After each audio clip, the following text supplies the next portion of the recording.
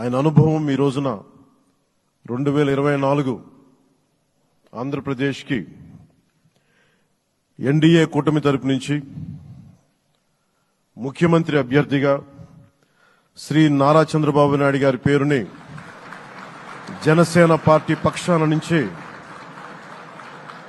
మేము బలపరుస్తున్నాం.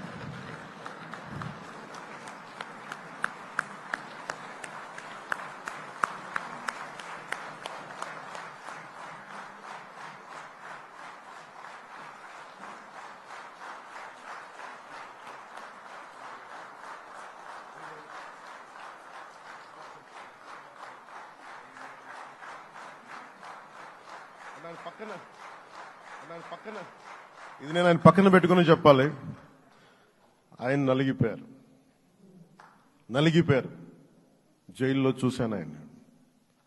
పాపం భువనేశ్వర్ గారి బాధను చూశాను. నేను అనుకున్నాను, అమ్మా మీరు కన్నీళ్లు పెట్టుకోండి, మంచి రోజులు వస్తాయని చెప్పిన మంచి రోజులు వచ్చినాయి.